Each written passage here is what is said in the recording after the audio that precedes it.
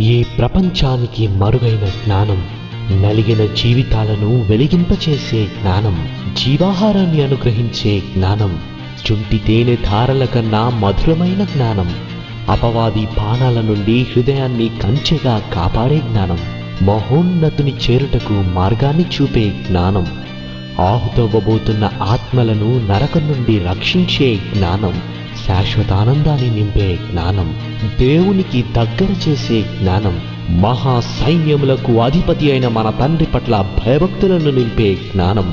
ఈ జ్ఞానాన్ని మీకు అందిస్తున్నవారు ట్రూ విజ్డమ్ మినిస్ట్రీస్.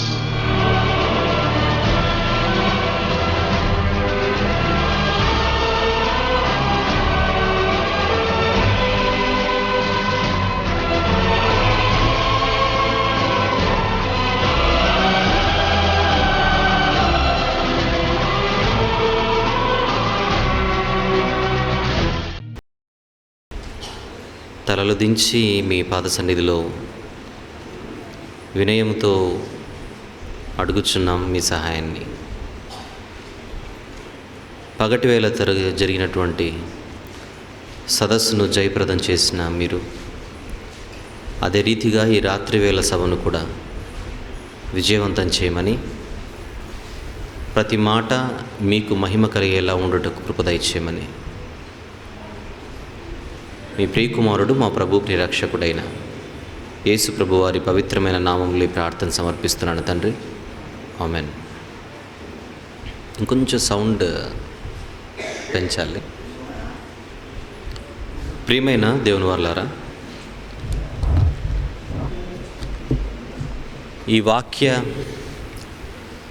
వాక్య కొంచెం సౌండ్ పెంచాలి, కొంచెం. Hello, right. ఈ వాక్య ధ్యాన సదస్సులలో పగటి వేళ బైబిల్లో నుండి ఒక పుస్తకాన్ని, రాత్రివేళ మరొక పుస్తకాన్ని ధ్యానించుటకు దేవుని సహాయాన్ని కోరి ఏర్పాటు చేసినటువంటి సదస్సులు ఈ 3 రోజుల సదస్సులు. పగటి వేళ క్రొత్త నిబంధనల నుండి గలతీ పత్రికను ప్రారంభించుకున్నాం.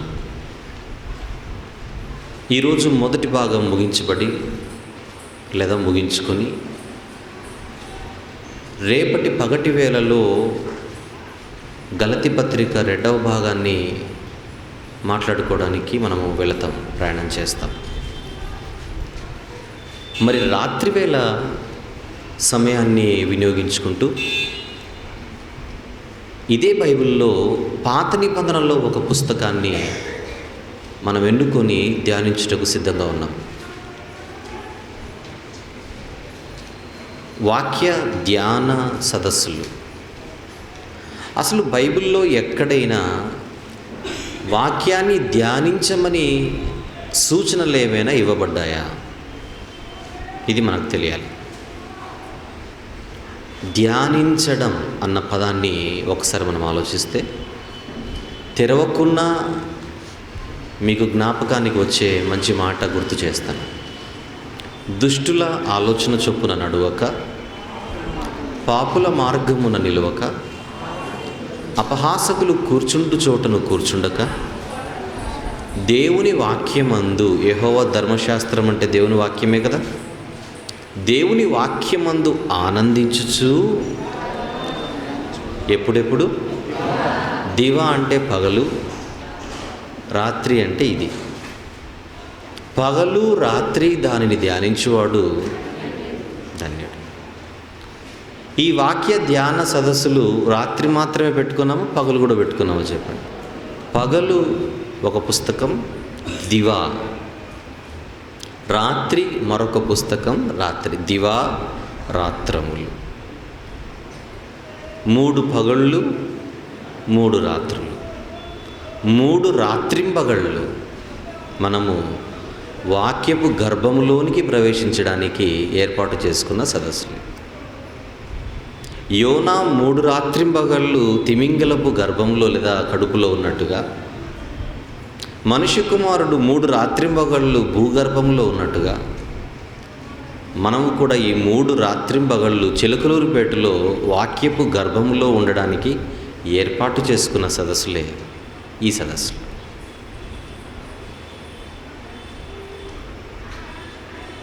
తల కింద పెట్టుకొని బైబిల్ నిద్రపోవడానికి ఇష్టపడుతున్నవారు ఎందరో ఉన్నారు. అవతలవాడి తలకాయ పగలగొట్టడానికి కూడా కొంతమంది బైబిల్ యూజ్ చేస్తూ ఉంటారు. చూసారో లేదు మీరు? పడేలని కొడుతుంటారు బైబిల్ తీసుకొని.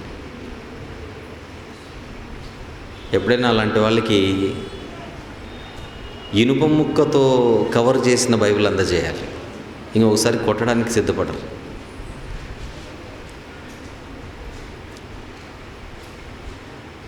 కానీ దేవుని ధర్మశాస్త్రమందు ఆనందించుచు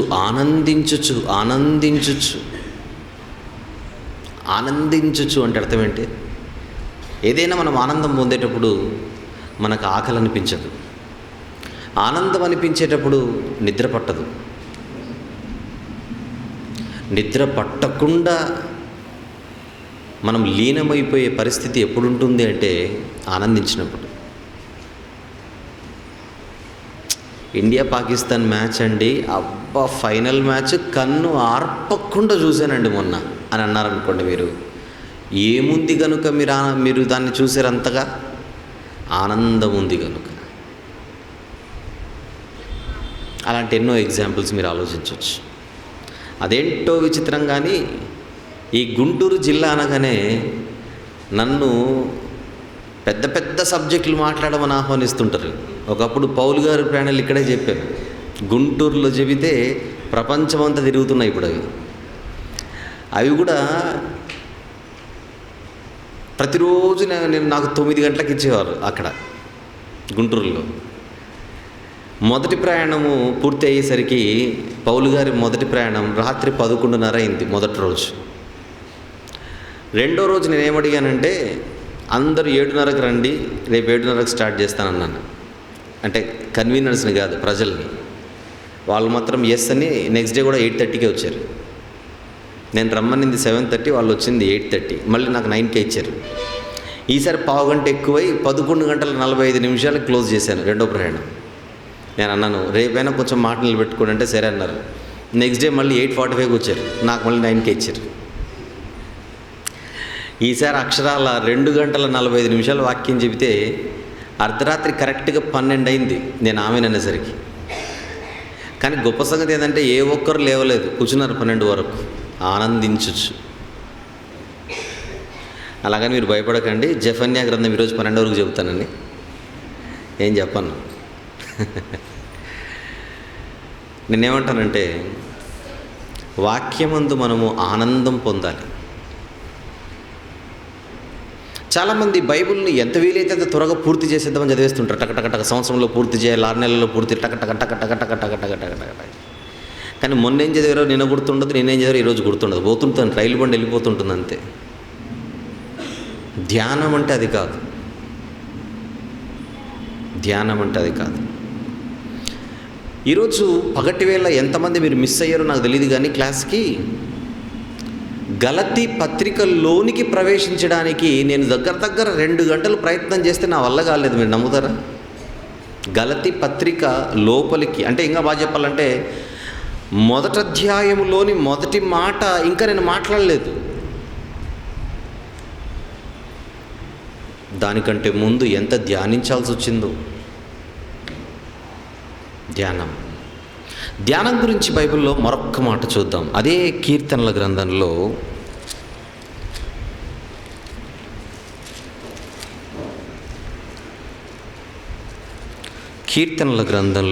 ఒక మంచి మాట ఉంటుంది, చూద్దాం.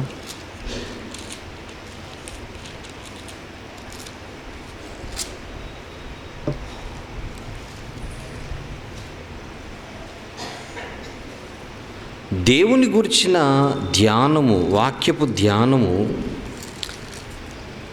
ఆయనకు ఇంపుగా ఉండాలనే కోరిక ఒక కీర్తనాకారుడు వెలిబుచ్చుతాడు. జాగ్రత్తగా దాన్ని ఒక్కసారి చూద్దాం.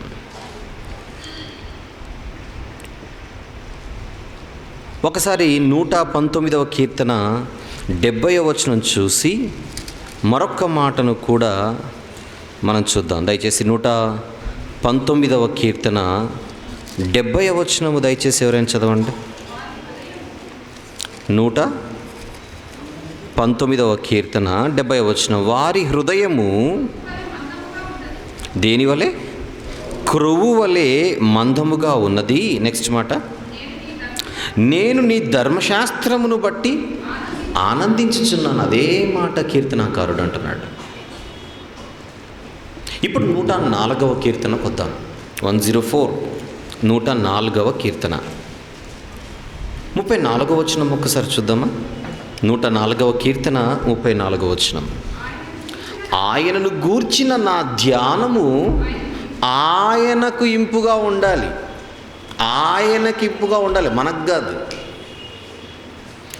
ఆయనను గూర్చిన ధ్యానము ఆయనకు ఇంపుగా ఉండాలి. ఉండునుగాక, నేను యెహోవా యందు సంతోషించేదను. అంటే మనం బైబిల్ చదివితే దేవుడు ఆనందించేలా చదవాలి.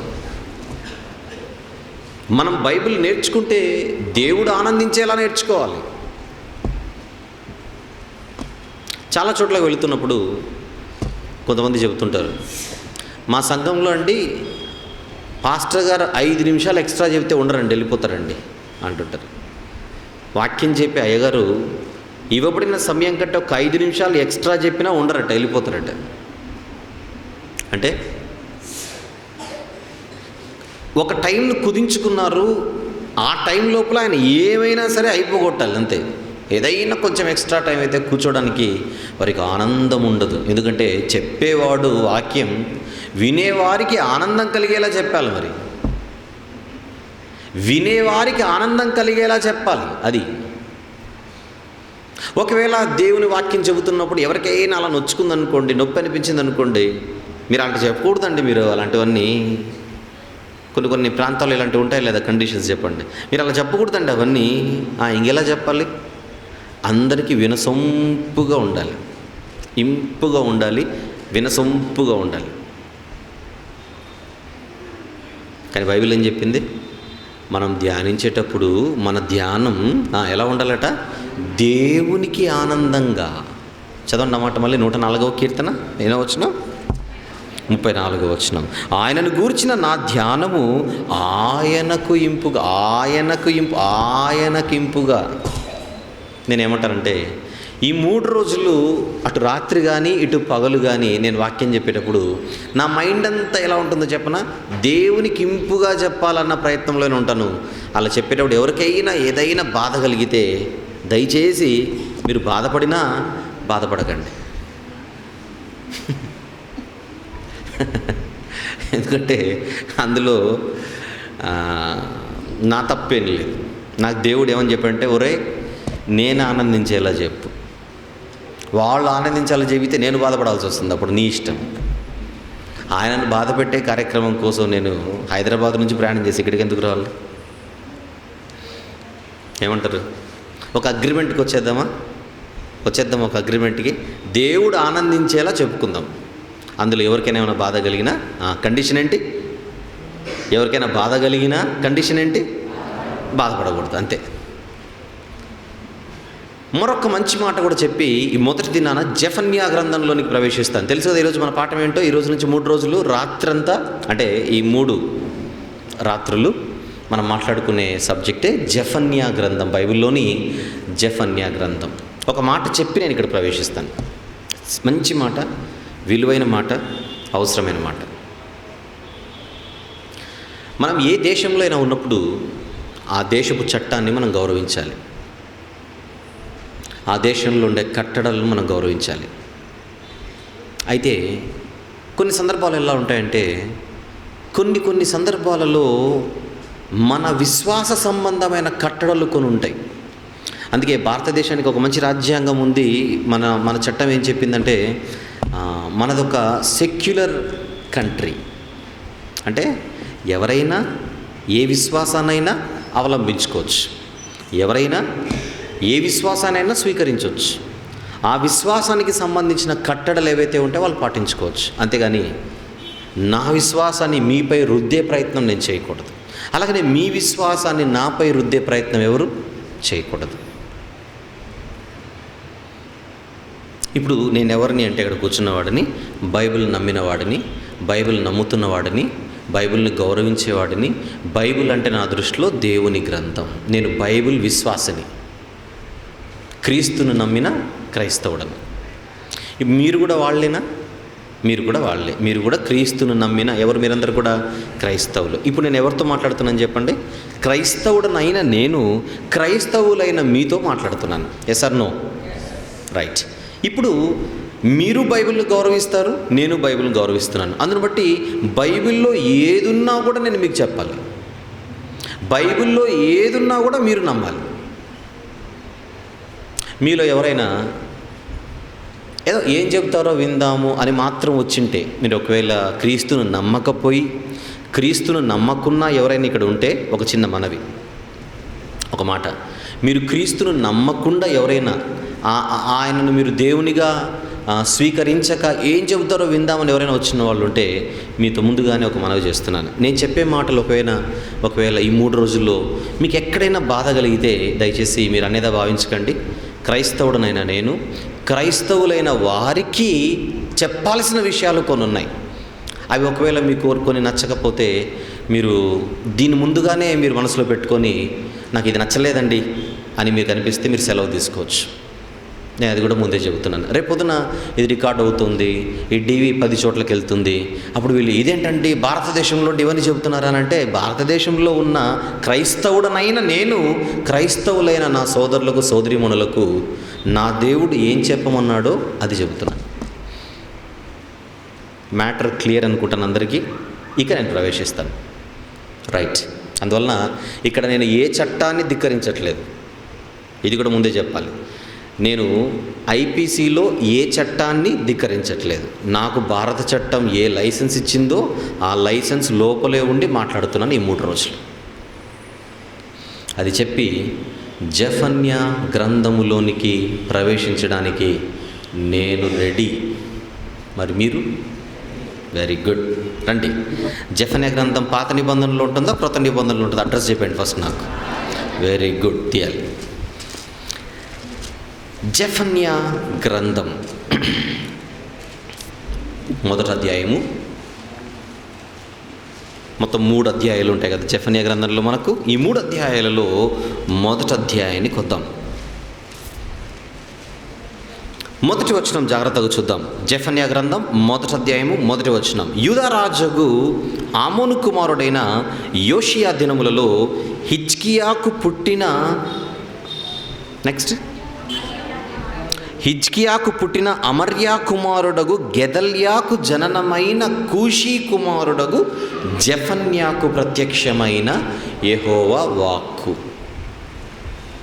మనకి ఇక్కడ జెఫన్యా గారి పరిచయం కనపడుతుంది. ఎవరు జెఫన్యా అంటే ఒక మాటలో కూషీ కుమారుడు అని ఉంది.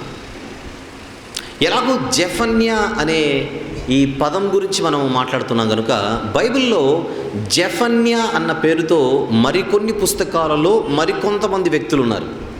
రేపు పొద్దున మీరు ఆ పుస్తకాలను చదివేటప్పుడు అక్కడ జెఫన్యా అని కనపడింది అనుకోండి, మొన్న నేను చిలుకూరుపేటలో విన్నాను ఆ జెఫన్యానే ఈ జెఫన్యా అని మీరు అనుకుంటారు కనుక ముందుగా ఆ జెఫన్యాలు ఎవరో కూడా ఒకసారి టచ్ చేసి వద్దాం.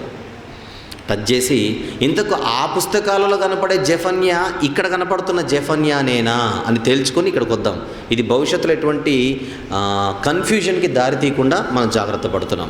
ముందుగా దినవృత్తాంతంలో మొదటి గ్రంథంలో మనకు ఒక జెఫన్యా కనపడతాడు. దినవృత్తాంతముల మొదటి గ్రంథం ఒకసారి 6వ అధ్యాయం చూద్దాం. దినవృత్తాంతముల మొదటి గ్రంథం 6వ అధ్యాయము 36వ వచనంలో ఇక్కడ మనకు ఒక జెఫన్యా కనబడతాడు. చూద్దాం. అమాషై ఎల్కానాకు పుట్టెను, ఎల్కానా యోవేలునకు పుట్టెను, యోవేలు అజర్యాకు పుట్టెను, అజర్యా జెఫన్యాకు పుట్టెను, జెఫన్యా తాహతునకు పుట్టెను. ఇక్కడ ఒక జెఫన్యా కనపడుతున్నాడు. మర్చిపోకండి, ఈ జెఫన్యా బయట పోస్టర్లలో కనపడుతున్న జెఫన్యా కాదు. క్లియర్ అయిందా మీకు? రైట్. ఇప్పుడు మరొక జెఫన్యాను చూద్దాం. మరొక జెఫన్యా. ఈయన ఇర్మియా గ్రంథంలో మనకు కనబడతాడు. చూద్దాం ఒకసారి. ఇర్మియా గ్రంథం 21వ అధ్యాయం. ఇర్మియా గ్రంథము 21వ అధ్యాయం మొదటి వచనం చూద్దాం ఒకసారి.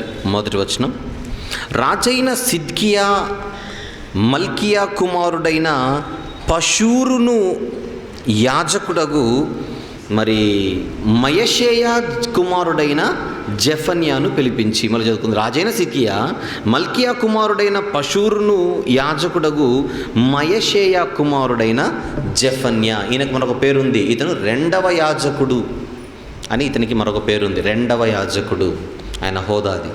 ఇక్కడ ఒక జెఫన్యా మన కంటికి కనబడుతున్నాడు. మరి ఎవరి జెఫన్యా? ఈ జెఫన్యా మీకు బయట బ్యానర్లలో కనపడే జెఫన్యా కాదు. రైటా? మరొక జెఫన్యా చూద్దాం.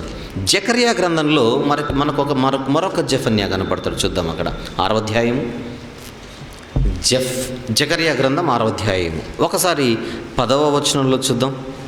10వ వచనం: చెరపట్టబడిన వారిలో బబులోను నుండి వచ్చిన హెల్దయి, టోబియా, యదాయా అనువారు జెఫన్యా కుమారుడగు యోషియా ఇంట దిగి ఉన్నారు. అంటే యోషియా అనే వ్యక్తికి ఇతను ఒక తండ్రి. మరి ఎవరి జెఫన్యా? ఈ జెఫన్యా మొన్న మీ చేతికి అందిన ప్యాంఫ్లెట్లో ఉన్నటువంటి జెఫన్యా కాదు. ఓవరాల్గా మనం ఏ జెఫన్యా గ్రంథం అయితే ధ్యానించాలని ఈరోజు నుంచి మనం ప్రారంభించుకున్నామో, ఈ జెఫన్యా ఇంతకుముందు మీరు చూసిన 3 జెఫన్యాలలో ఏ జెఫన్యా కాదు. క్లియర్ కదా? మరి ఎవరి జెఫన్యా అంటే అతను ఒక ప్రవక్త. ఇకపోతే ఈ ప్రవక్త గురించి బైబిల్లో ఎక్కడ ప్రస్తావించబడలేదు, ఇక్కడ తప్ప. జెఫన్యా గ్రంథంలో తప్ప జెఫన్యా మరెక్కడ కనిపించకపోయినా ఆయన గురించి తెలుసుకోవాల్సిన విషయాలన్నీ ఈ గ్రంథం చదివితే మనకు అర్థమైపోతుంది. ఇకపోతే ఈ ప్రవక్తకు ఉండేటువంటి మరొక చిన్న ప్రత్యేకత ఏంటంటే, బైబిల్లో ఏ ప్రవక్తకు లేనంత పెద్ద పరిచయం ఈ ప్రవక్తకు ఉంది. వింటున్నారుగా? ఈ జెఫన్యా అనేటువంటి ప్రవక్తకు బైబిల్లో ఉన్నటువంటి మిగిలిన ఏ ప్రవక్తలకు లేనంత పెద్ద పరిచయం ఈ జెఫన్యా గారికి మన కంటికి కనపడుతుంది. ఒక్కసారి ఆయన పరిచయం ఎలా ఉందో చూద్దాం. 1వ అధ్యాయం 1వ వచనం. జెఫన్యా గ్రంథం 1వ అధ్యాయము 1వ వచనంలో ఆయనకున్నటువంటి పరిచయం చూడండి. హిజ్కియాకు పుట్టిన అమర్యా. ఆయన వంశావళి చూడండి ఎంత పెద్దగా చెప్తున్నాడు ఇక్కడ. అమర్యా కుమారుడెవరు? గెదల్యాకు కుమారుడెవరు? కూషి. ఆ కూషి కుమారుడే జెఫన్యా. అంటే సుమారు 4 తరాల తండ్రులను మరి ఈ జెఫన్యా కోసం రాయబడింది. జెఫన్యా ఎవరో చెప్పడానికి. ఓవరాల్గా ఆలోచిస్తే ఈయన ఎవరికి ముని మనముడు అని ఆలోచిస్తే హిజ్కియా. అంతేనా? హిజ్కియా కుమారుడు అమర్యా కుమారుడు గెదల్యా హిజ్కియాకు మనవడవుతాడు. ఆ మనవని కుమారుడు కూషి మునిమనుడు అవుతాడు. ఆ మునిమనుమడి కొడుకే జెఫన్యా. మరి జెఫన్యాకు పితరుడు ఎవరని ఆలోచిస్తే ఇక్కడ హిజ్కియా కనపడుతున్నాడు. ఎవరి హిజ్కియా అనుకుంటున్నారు? ఈ హిజ్కియా యూదా రాజులలో ఒక రాజైన హిజ్కియా. అంతేనా? ఎవరి హిజ్కియా? యూదా రాజులలో ఒక రాజైన హిజ్కియా. అంటే జెఫన్యా అనేటువంటి ప్రవక్త ఏదో సాదాసీదా ప్రవక్త కాదు, ఒక రాజవంశానికి చెందినటువంటి ప్రవక్త. చాలామంది ప్రవక్తలకు ఈ వంశం ఉండదు, లేకపోతే ఈ ప్రొఫైల్ ఉండదు. జెఫన్యా ఏదో కామన్గా దారిలో కూడా చెట్టు కింద కూర్చున్న ప్రవక్త కాదు. ఈయన ఒక రాజరికపు వంశంలో ఉన్నటువంటి ఒక ప్రవక్తగా మన కంటికి కనపడుతున్నాడు. ఆ వంశాన్ని బట్టి కూడా జెఫన్యాకు ఒక ప్రత్యేకమైన స్థానాన్ని మనము చూడాలి చరిత్రలో. అంతే కదా? ఎంతోమంది ప్రవక్తలను చూస్తుంటాం, వాళ్ళందరూ కూడా ఏదో ఎక్కడెక్కడో ఉంటున్నటువంటి వారు. ఒక ఆమోసు గారిని చూస్తే ఆయన చిన్న గొర్రెల కాపర్లుగా మన కంటికి కనపడతాడు. వీళ్ళందరూ వేరు సందర్భాలలో మన కంటికి కనపడిన ఈ ప్రవక్త మాత్రం ప్రవక్తగా ఉన్న ఆయన రాజవంశంలో ఉన్నటువంటి ప్రవక్త, రాజవంశీకుడు గనుక ఆటోమేటిక్గా మరి యూదా రాజులలో ఆయన యూదా రాజుకు సంబంధించినటువంటి వంశంలో రావడం చేత ఈయన ఖచ్చితంగా యూదా దేశానికి రాజధానిగా ఉన్న ముఖ్య పట్టణమైన యెరూషలేములోనే ఈయన ఉండినట్టుగా, లేకపోతే ఉండిన వాడుగా మనకు అవకాశాలు ఎక్కువగా కనపడతాయి. ఎందుకంటే రాజవంశీకులందరూ ఎప్పుడు కూడా ఎక్కడ ఉంటారు? ఎక్కువగా మంచి పెద్ద పట్టణంలోనే రాజధానిలోనే ఉంటారు. అందువల్ల జెఫన్యా యెరూషలేము లోకల్ రెసిడెంట్గా మనం అనుకోవచ్చు, స్థానికవాసి.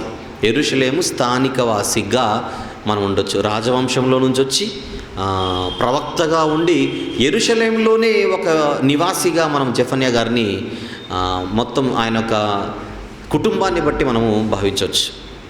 ఇకపోతే ఎలాగూ రాజవంశీకుడు అవడంతో ఈయనకు ఆటోమేటిక్గా ఈ రాయల్ ఫ్యామిలీతో, అంటే రాజ కుటుంబంతో ఆయనకు దగ్గర సంబంధాలు ఉంటాయి. లేకపోతే ఆయనకు డోర్స్ ఎప్పుడు ఓపెన్లో ఉంటాయి లోపలికి వెళ్ళి మాట్లాడడానికి.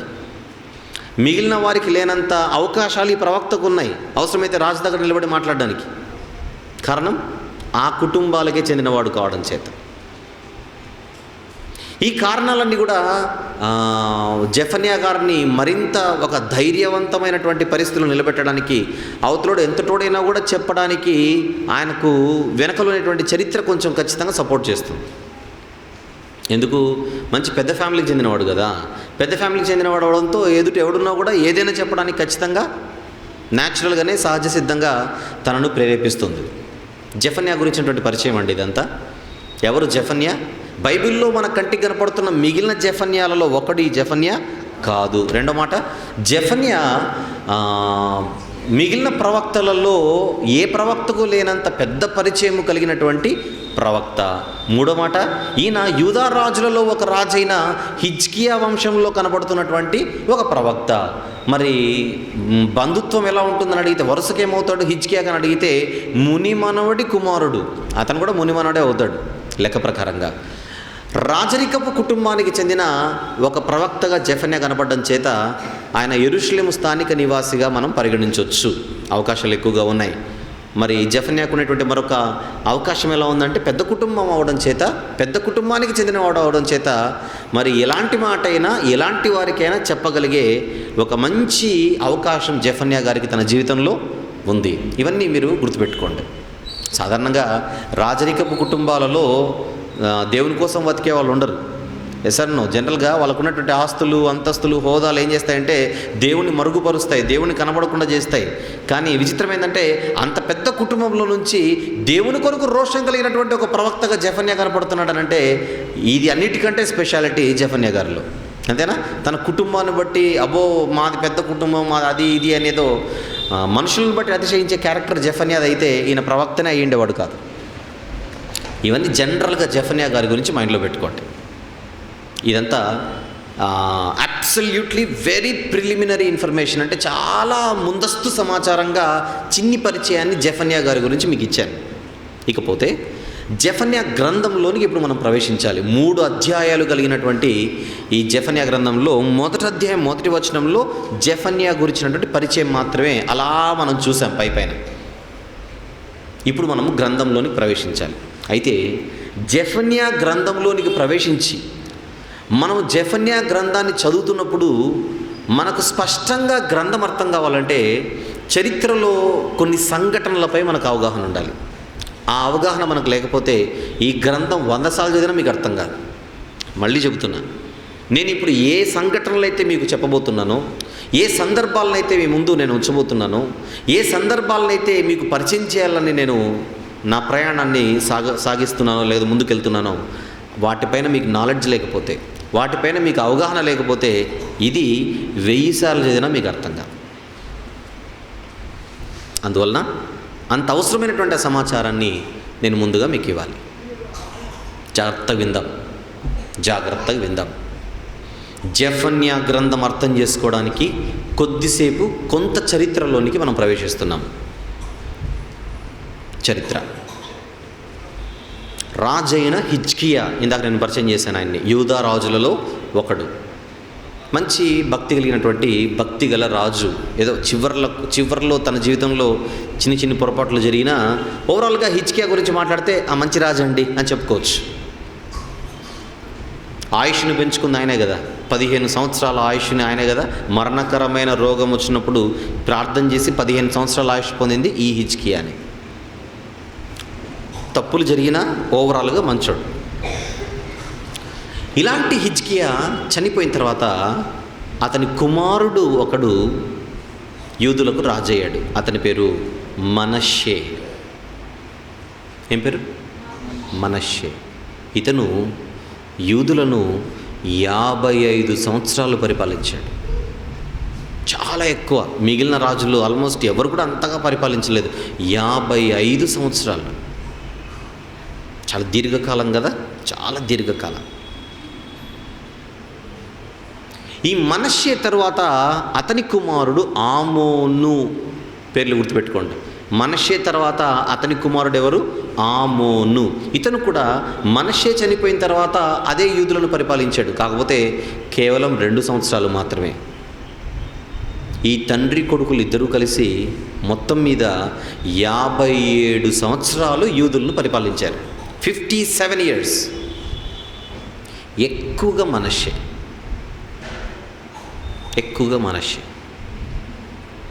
ఈ మనష్షేని మైండ్లో ఉంచండి. ఇంకా ముందుకు తీసుకొని వెళ్తాను కొద్దిసేపు మిమ్మల్ని. ఇంకా కొంచెం ముందుకు వెళ్తాం. దేవుడు ఐగుప్తు నుంచి ఇశ్రాయేలీలను కనానుకు నడిపించేటప్పుడు దైవజనుడైన మోషే గారి ద్వారా వారికి ఎన్నో కట్టడలు, విధులు ఇచ్చాడు. అందులో ప్రత్యేకించి విగ్రహారాధన గురించి స్ట్రిక్ట్గా చెప్పాడు. ఇంకా బాగా చెప్పాలంటే నిర్గమాకాండం 20వ అధ్యాయము ప్రారంభపు 2-3 వచనాలలో ఎంత స్ట్రిక్ట్గా ఈ మాటను చెప్పాడో దయచేసి మీరు జ్ఞాపకం చేసుకోవాలి. తీయండి ఒకసారి. నిర్గమకాండము 20వ అధ్యాయము ప్రారంభ వచనాలను దయచేసి మనం చూడాలి. నిర్గమకాండము 20వ అధ్యాయము ప్రారంభపు వచనములు నేను చదువుతున్నాను. దేవుడి ఆజ్ఞలను వివరించి చెప్పాను. నీ దేవుడనైన యెహోవాను నేనే దాసుల గృహమైన ఐగుప్తు దేశంలో నుండి నేను వెలుపలికి రప్పించి తిని. 3వ వచనం, నేను తప్ప వేరొక దేవుడు నీకు ఉండకూడదు. 4వ వచనం, పైన ఆకాశం అందే కానీ, ఇది చాలా ఇంపార్టెంట్, మనసులో పెట్టుకోవాలి. పైన ఆకాశం అందే కానీ, క్రింద భూమి అందే కానీ, భూమి క్రింద నీళ్ళ ఎందే కానీ ఉండు దేని రూపమునైనను, నెక్స్ట్ మాట, విగ్రహమునైనను నీవు చేసుకొనకూడదు, వాటికి సాగిలపడకూడదు, వాటిని పూజింపకూడదు. ఏలైనగా నీ దేవుడనైన యెహోవానగు నేను రోషము గల దేవుడనని. ఈ విగ్రహాల గురించి ఏ రూపానైనా నువ్వు చేసుకున్నావు అంటే అస్సలు ఒప్పుకోను నేనని స్ట్రిక్ట్గా చెప్పాడు. అది పైన ఆకాశం అందే కానీ, క్రింద భూమి అందే కానీ, భూమి క్రింద నీళ్ళ అందే కానీ, నీ ఏది కనపడితే దాన్ని తీసుకుని నువ్వు దేవుడు దేవత అనుకుంటే నడవదు, నా దగ్గర నడవదు అవి అంటున్నాడు దేవుడు అక్కడ స్ట్రిక్ట్గా ఇశ్రాయేలీయులతో చెబుతున్నాడు అన్నమాట. అని చెబుతూ మరికొన్ని సందర్భాల్లో ఇంకా ఓపెన్ అయి చెప్పాడు, ఇంకొంచెం వివరణ ఇచ్చాడు దాని విషయమై. దాన్ని మనము ద్వితీయోపదేశకాండంలో చూద్దాం. ద్వితీయోపదేశకాండం 4వ అధ్యాయం. ద్వితీయోపదేశకాండము 4వ అధ్యాయం. ఒక్కసారి 19వ వచనాన్ని చూద్దామా? 19వ వచనం చదవండి. సూర్య చంద్ర నక్షత్రములు ఇవన్నీ ఎక్కడ కనపడతాయి? పైన ఆకాశం కదా, అదే అక్కడ చదువుకున్నాం కింద. ఇప్పుడు పైన ఆకాశం అందంటే మీకు ఏమర్థం కావాలో రాశాడు ఇక్కడ.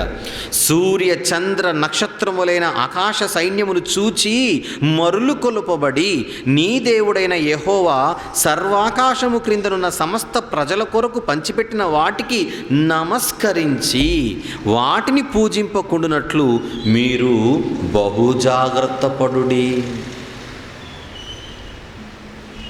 రిపీటెడ్గా చెబుతున్నాడు చూడండి దాని విషయమై. అంటే ఇది చాలా సీరియస్ మ్యాటర్గా ఇశ్రాయేలీయులకు అర్థం కావాలి. పైన ఆకాశం అంటే నాకు సూర్యుడని తెలీదు, చంద్రుడని తెలీదు, నక్షత్రాలని తెలియదు, డ్రామాలు ఆడకూడదు. రేపు పొద్దున పేర్లతో సహా చెప్పేశాడు అక్కడ. అదేనా? నా బుర్ర కొంచెం పెద్దది కాదండి, మీరేమో పైన ఆకాశం అన్నారు కానీ నేను పైన అంటే ఫ్యాన్ చూశాను, పైన అంటే లైట్ చూశాను, సూర్యుడని తెలీదు అందుకే సూర్యుడికి మొక్కానంటే కుదరదు. ఇక్కడ పేర్లు కూడా చెప్పేశాడు. అది 4వ అధ్యాయం. ద్వితీయోపదేశకాండం ఎన్నో అధ్యాయం? అదే 4. ఒకసారి అదే ద్వితీయోపదేశకాండము 17లో ఏముందో చూద్దాం. ఒకసారి ద్వితీయోపదేశకాండం 17వ అధ్యాయంలో ఏముందో చూద్దాం జాగ్రత్తగా. 2వ వచనం నుంచి 2 నుండి 4 వరకు మీరు రాసుకోండి. అవసరమైనంత మాత్రం చదువుకుందాం. 2వ వచనం, నీ దేవుడైన యెహోవా నిబంధనను మీరి ఆయన దృష్టికి చెడ్డదానిని చేయుచు. ఆ చెడ్డదేంటో చెబుతాడు ఇప్పుడు. చెడ్డదానిని చేయుచు నేనిచ్చిన ఆజ్ఞకు విరోధముగా అన్య దేవతలకు, అన్ని దేవతలంటే పక్కన చెప్పాడు, అనగా సూర్యునికైనను, నెక్స్ట్ మాట చంద్రునికైనను, నెక్స్ట్ మాట ఆకాశ నక్షత్రములలోని దేనికైనను నమస్కరించి మ్రొక్కు పురుషుడే కానీ స్త్రీయే కానీ నీ దేవుడైన యెహోవా నీకిచ్చుచున్న నీ గ్రామములలో దేని ఎందైనను నీ మధ్య కనపడితే నేను తర్వాత చెప్పింది చేయన్నాడు కింద. అందుకే చదువుకోమన్నాను తర్వాత కింద ఏం చెప్పాడు అది చేయమన్నాడు. పాత నిబంధనలు ఏంటి అంటే సూర్యచంద్ర నక్షత్రాలు నేను కలుగజేసిన ఆకాశ సమూహం, నేను సృష్టించిన ఆకాశ సైన్యం, కానీ అనేక మంది వాటిని దేవతలుగా దేవుళ్ళుగా నీ చుట్టూన్న జనాంగంలో పూజిస్తూ ఉండొచ్చు. కానీ ఓ ఇశ్రాయేలీయులారా మీరు చేస్తే మాత్రం ఒప్పుకోను.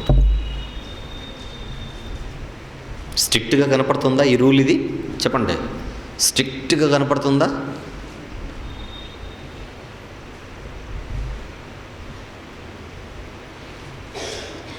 ఇప్పుడు మనష్షే, అతన్ని మైండ్లో పెట్టుకోని చెప్పాను, ఇది చెప్పే ముందుగా.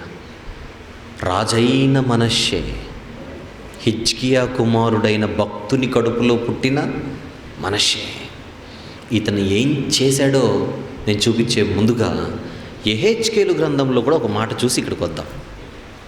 యెహెజ్కేలు అంటే ఒక మాట చెప్పాలి. యెహెజ్కేలు అంటే మనష్షే తర్వాత కాలం అయినప్పటికీ మనష్షే దగ్గరికి వెళ్ళే ముందుగా యెహెజ్కేలు దగ్గర ఏం జరిగిందో ఒక మాట చూసి ఇక్కడికి వద్దాం. యెహెజ్కేలు గ్రంథం 8వ అధ్యాయము తీయండి. యెహెజ్కేలు గ్రంథం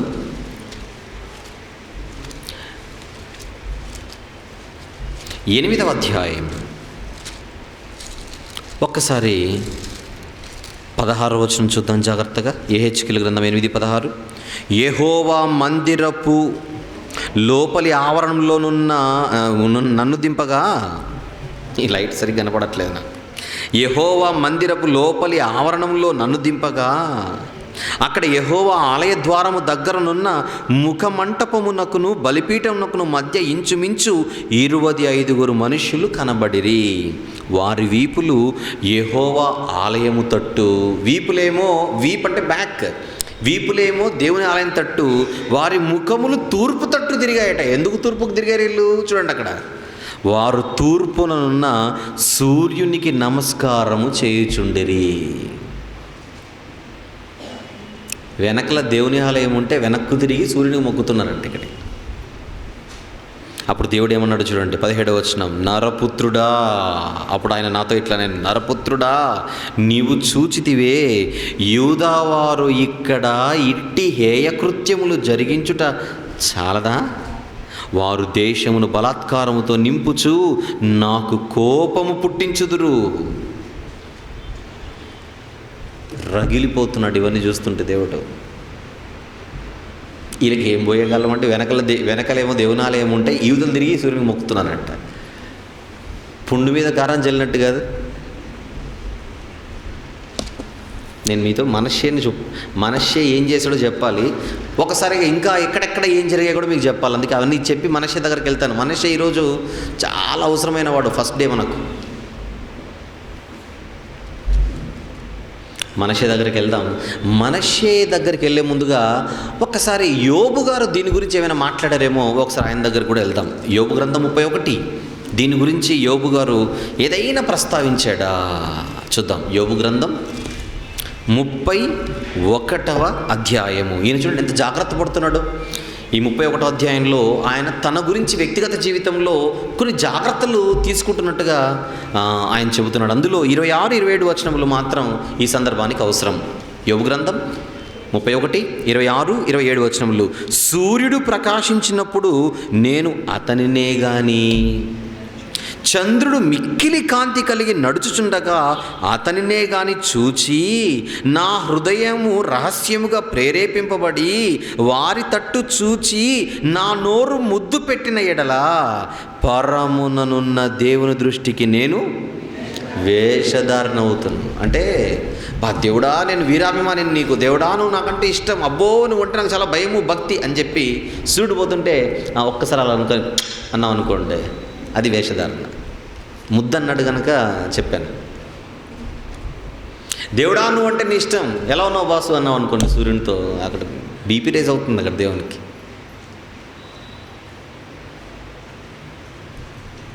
అర్థమవుతుందా మీకు? ఎంత జాగ్రత్తలు ఇక్కడ యోబు గారు తీసుకుంటున్నట్టు మీకు అర్థం కావాలంటే దేవుడు చాలా సీరియస్ అయిపోతాడని మీకు అర్థం కావాలి ఈ విషయాల్లో. ఇంత చూపించాను కనుక కొంచెం మీకు మైండ్లో మ్యాటర్ అర్థమేంటుంది కనుక ఇప్పుడు మనష్షే దగ్గరికి వెళ్దాం. రండి మనష్షే కోసం. మనష్షే, హిజ్కియా కుమారుడు మనష్షే ఏం చేశాడో తెలియాలంటే అర్జెంటుగా రాజుల 2వ గ్రంథానికి రావాలి. రాజుల 2వ గ్రంథం 20వ అధ్యాయం. రాజుల 2వ గ్రంథము 20వ అధ్యాయము. అందులోని చివరి వచనాన్ని ఒకసారి చూద్దాం. అదే 21వ వచనం.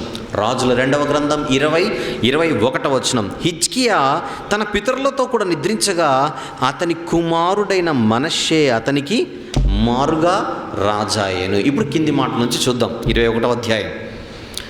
21వ అధ్యాయం దయచేసి మీరు ఇంటికి వెళ్ళిన తర్వాత మొత్తం చదవండి. 21వ అధ్యాయం మొత్తం చదవండి. అవసరమైనవి మాత్రం నేను చదువుతాను. ఇప్పుడు మొదటి నుంచి కొన్ని వచనాలు చదువుతున్నాను. మనష్షే ఏలన ఆరంభించినప్పుడు 12 ఏండ్ల వాడై యెరూషలేములో 55 సంవత్సరములు ఏలెను. అతని తల్లి పేరు హెప్సిబా. అతడు యెహోవా దృష్టికి చెడుతనము జరిగించుచు ఇశ్రాయేలీయుల ఎదుట నిలవకుండా యెహోవా వెళ్ళగొట్టిన జనములు చేసినట్లు హేయక్రియలు చేయుచు వచ్చెను. ఏమిటా హేయక్రియలు? ఒక్కసారి ఖచ్చితంగా చూడాలి కనుక చూద్దాం. కింది మాట. తన తండ్రి అయిన హిజ్కియా పడగొట్టిన ఉన్నత స్థలములను అతడు తిరిగి కట్టించి బయలు దేవతకు బలిపీఠములు కట్టించి ఇశ్రాయేలు రాజైన అహాబు చేసినట్లు దేవతా స్తంభములను చేయించి, తర్వాత మాట, నక్షత్రములకు మ్రొక్కి వాటిని పూజించుచుండెను. కదిలించాడా దేవుణ్ణి? కదిలించాడుగా. అంటే ఇంకా లోకల్ భాషలో మాట్లాడితే గెలికాడు. ఏదో అంటారు కదా, నిద్రపోతున్న సింహాన్ని ఏం చేయకూడదట, లేపకూడదు. ఆయన నిద్రపోయే సింహం కాదు, కునుకడు నిద్రపోడు. నిద్రపోని సింహం దగ్గరకు వచ్చి నువ్వు తలకాయ పెడితే ఎలా? నక్షత్రాలకు మొక్కాడు అంటే అయిపోయింది. స్విచ్ ఆన్ చేశాడు. దేవునితోనే సై అంటున్నాడు మనష్షే. మర్చిపోకండి, మనది జెఫన్యా గ్రంథం. అక్కడికి వెళ్ళాలంటే ఇక్కడ కొట్టుకుంటూ రావాలి. ఇక్కడ నుంచి నడిస్తే కానీ అక్కడ డోర్లు ఓపెన్ అవ్వవు. తీగ లాగితేనే డొంక కదిలేదు. తీగ లాకుండా అక్కడ నిలబడితే ఏది కదలదు, మనం కదలాల్సిందే అక్కడ ఇక్కడ. నక్షత్రములకు మొక్కి వాటిని పూజించుచుండెను. ఇంకేం చేస్తున్నాడు చూడండి, 4వ వచనం. మరియు నా నామము ఉంచుదు. ఇది ఎంత భయంకరమో చూడాలి. కింది మాట. నా నామము ఉంచుదునని యెహోవా సెలవిచ్చిన యెరూషలేములో అతడు యెహోవా మందిరమందు బలిపీఠములు కట్టించాడు ఇతర దేవతలకి. అంటే పోయే కాలం చాలా భయంకరంగా ఉందన్నట్టుగా, అంటే చాలా టూ మచ్ చేసేస్తున్నాడు మనష్షే. ఇంకా మరియు యెహోవా మందిరమునకున్న 2 సాలలలో ఆకాశ సమూహములకు అతడు బలిపీఠములుగా. ఆకాశ సమూహాలు అంటే ఏంటి? ఆకాశ సమూహాలు అంటే ఏంటి? సూర్య చంద్ర నక్షత్రాలు, గ్రహాలు అన్నీ. ఇంకేం చేస్తున్నాడు? 6వ వచనం చూడండి. ఇంకేం చేస్తున్నాడు? అతడు తన కుమారుని అగ్నిగుండము దాటించి జ్యోతిష్యమును శకునములను వాడుక చేసి యక్షిని గాండ్రతోనూ సోదెగాండ్రతోనూ సాంగత్యము చేశాను. ఈ ప్రకారం అతడు యెహోవా దృష్టికి బహుగా చెడుతనము జరిగించుచు ఆయనకు కోపం పుట్టించెను. 7వ వచనంలోని చివరి మాట. నా నామమును సదాకాలము ఉంచుదునని సెలవిచ్చిన యెహోవా మందిరమందు, దేవుని మందిరమందు తాను చేయించిన అషేరా ప్రతిమను ఉంచెను. ఇతని ఇంట్లో పెట్టుకోవచ్చుగా, దేవుని మందిరమందు పెట్టాడట.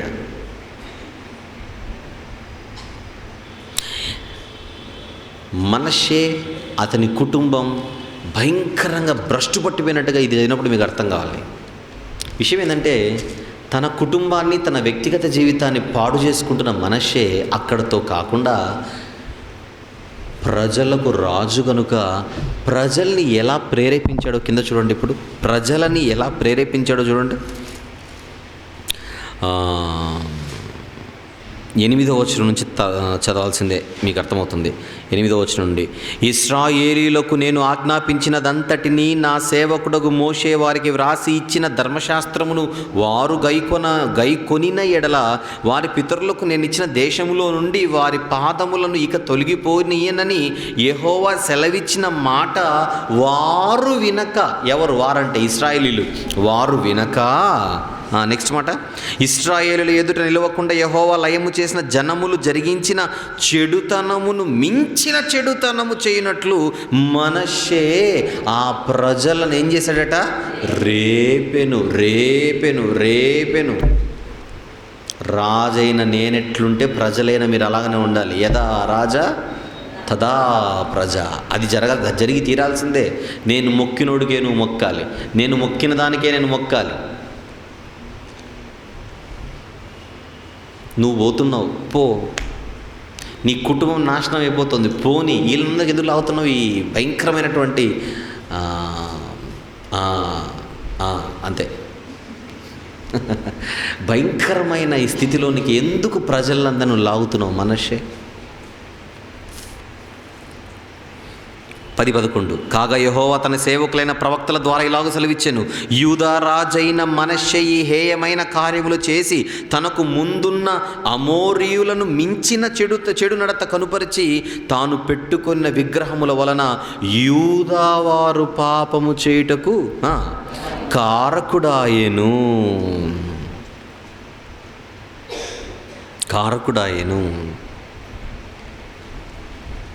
ఇంకా 16వ వచనంలో ఏం చేశాడో చూడండి.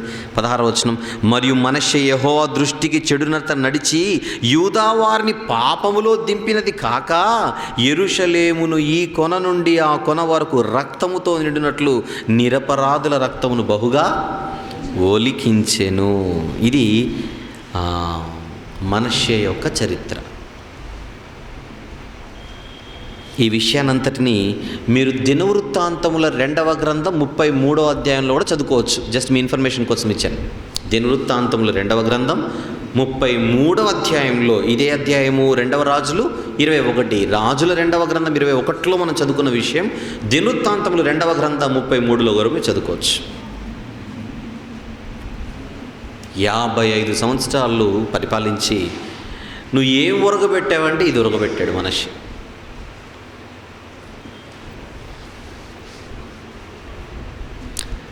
చచ్చిపోయాడు మనష్షే. కానీ ఒక్క మాట అయితే చెబుతాను మీకు,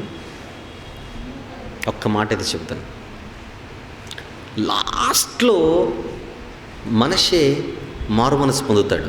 అది ఈ అధ్యాయంలో ఉండదు, మీకు ఆ 33వ అధ్యాయంలో కనపడుతుంది. 2వ దినవృత్తాంతాలు 33 చదివితే చివరిన మనష్షే మారు మనసు పొంది దేవుణ్ణి వేడుకుంటాడు, ప్రభువా నన్ను క్షమించని. కానీ ఇక్కడ పరిస్థితి ఏంటంటే ఇతనేదో పర్సనల్గా మారాడు, కానీ ఇతను ఇన్ని చేసిన తర్వాత ప్రజలు మాత్రం భయంకరంగా చెడిపోయారు. నీకేదో మనోనేత్రాలు వెలిగిపోబడి నువ్వు మారవచ్చు తర్వాత, కానీ నీ క్రియల వలన ఆల్రెడీ ప్రజలందరూ దేవునికి దూరం అయిపోయారు. అంటే నువ్వు చేయాల్సిందంతా చేసేసావు, జరగాల్సిందంతా జరిగిపోయింది, ఇప్పుడు నువ్వు మాత్రం సైలెంట్గా మారిపోయావు. అంటే ఇశ్రాయేల్ యూదా రాజులలో ఎవడు చేయనంత భయంకరంగా మనష్షే ఇంత నీచమైన కార్యాలు చేశాడు కదా. డ్యామేజ్ ఏ లెవెల్లో జరిగిందంటే ఇక రిపేర్ చేయలేనంత భయంకరంగా కార్ డ్యామేజ్ అయిపోయింది. అక్కడ ప్రజలు చచ్చిపోయాడు మనష్షే. లాస్ట్లో మారు మనసు పొంది చచ్చిపోయాడు. అందరినీ చెడగొట్టి ఈయనొక్కడు మారి చచ్చిపోయాడు. ఇది పరిస్థితి. ఒక మాటలో మనష్షే గురించి చెబితే అందరినీ చెడగొట్టి లాస్ట్లో ఈయనొక్కడు మారి చచ్చిపోయాడు. ఆ చచ్చే ముందు నేను మిమ్మల్ని చాలా తప్పుదారి పట్టించాను, దయచేసి నన్ను క్షమించండి, నేను చేసిన భ్రష్టమైన దుష్టమైన కార్యాల నుంచి మీరు బయటికి రండి అని ఒక మాట చెప్పి చచ్చింటే బాగానే ఉండేది. దేవుని దగ్గర క్షమాపణ కోరుకొని చచ్చిపోయాడు.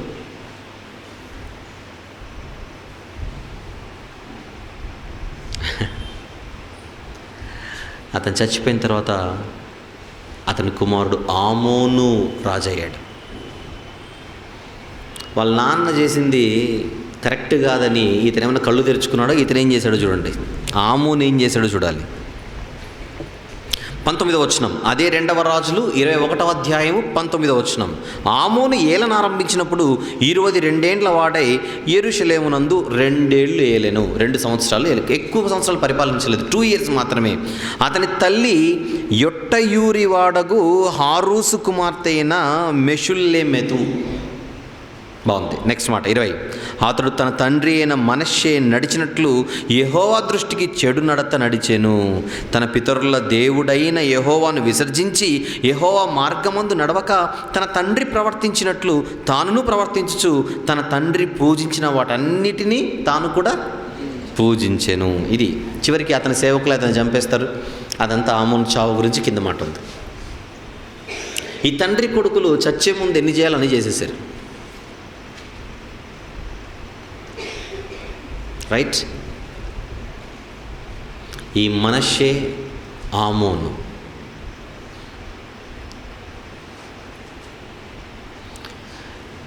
దుర్మార్గులైన తండ్రి కొడుకులు. ఒకవేళ చివరిన మారిండొచ్చులేండి, అంతకుముందు పరిస్థితి దుర్మార్గుడే కదా. మరి ఆమోను చనిపోయిన తర్వాత ఆమోను కుమారుడు యోషియా రాజవుతాడు. మనష్షే, అతని కుమారుడు ఆమోను, అతని కుమారుడు యోషియా. యోషియా రాజయ్యేటప్పటికీ ప్రజల పరిస్థితి ఎలా ఉంటుందంటే, వినండి జాగ్రత్తగా ప్లీజ్. ప్రజల పరిస్థితి ఎలా ఉంటుందంటే, ఈ తండ్రి కొడుకులు చేసిన దాన్ని బట్టి ప్రజలందరూ కూడా భ్రష్టు పట్టి, యూదాలో ఉన్నవారు, యెరూషలేములో ఉన్నవారు, యూదయ దేశంలో యెరూషలేమే కాకుండా వేరే వేరే ప్రాంతాలు కూడా ఉంటాయి. యూదయ గ్రామాలు, యూదయ పట్టణాలు, యూదయ ప్రాంతాలు. ఆ యూదావారు, యెరూషలేములో ఉన్నవారు దేవునికి కంప్లీట్గా దూరమై భయంకరమైన విగ్రహ ఆరాధన తారాస్థాయిలో జరుగుతుంటుంది. ఈ మనష్షే ఎవరెవరికైతే మొక్కాడో వీళ్ళందరూ వాళ్ళకు మొక్కుతున్నారు. ఆమోను ఎవరెవరినైతే పూజించాడో వీళ్ళు కూడా అందరినీ పూజించేస్తున్నారు. అంత భయంకరంగా, అంటే దేవునికి 100కు 100% దూరమైన పరిస్థితి ప్రజల పరిస్థితి. ఇకపోతే మోషే గారి ద్వారా దేవుడిచ్చినటువంటి ధర్మశాస్త్ర గ్రంథం ఎక్కడుందో అడ్రస్ ఎవరికి తెలియదు. నువ్వు చదవకపోతే కనీసం పుస్తకం ఎక్కడుందో ఎవరికి తెలియదు. దేవుని గ్రంథమైన ధర్మశాస్త్రం కూడా కంటికి కనపడకుండా మరుగైపోయి ఉంటుంది. అంటే ఎవడైనా కనీసం ఒకరోజు కాకపోతే ఒక రోజున చదువుకోవడానికి అసలు వాళ్ళ దగ్గర బైబిలే లేదు. ఓల్డ్ టెస్టిమెంట్ గురించి మాట్లాడుతున్నా, ధర్మశాస్త్రమే లేదు, మారే అవకాశాలు కూడా లేవు. అలాంటి భయంకరమైన పరిస్థితిలో యోషియా రాజవుతాడు. యోషియా రాజు అయినప్పుడు అతనికి 8 సంవత్సరాలు మాత్రమే వయసు. ఎంత? 8. చాలా చిన్నోడు. అలా యోషియా అంత భయంకరమైన ప్రజల మధ్య రాజుగా ఉండి ఆ ప్రజల దుస్థితిని చూస్తూ ఆ చిన్నవాడు పరిపాలిస్తున్న తొలి రోజులవి. ఆ పీరియడ్లోనే నోరు తెరిచి మాట్లాడాడు జెఫన్యా. అది జెఫన్యా గ్రంథంలో ఉన్న మాటలు. జెఫన్యా భయంకరమైన ప్రజల పరిస్థితి కళ్ళెదురుగు కనపడుతున్నప్పుడు ఒకవైపు చిన్నవాడైన బాలుడైన యోషియా ఇక్కడ ప్రజలను మార్చే పరిస్థితి ఎక్కడ కనబడట్లేదు. అసలు ప్రజలు మారతారనే అవకాశమే ప్రజల మధ్య కనబడనప్పుడు దేవుడు నిలబెట్టిన ప్రవక్తే జెఫన్యా. చెప్పు జెఫన్యా, నా తీర్పు చెప్పాలి ఇప్పుడు. నేనేం చేయబోతున్నాను నువ్వు చెప్పాలి ఇప్పుడు. నోరు తెరువు, నిలబడి నోరు తెరిచి మాట్లాడాలి. నేను ఏ స్థాయిలో నా కోపం, నా ఉగ్రత ఉందో నువ్వు చెప్పకపోతే కుదరదు. ఇప్పుడు తెరువు నోరు అన్నాడు జెఫన్యాకి.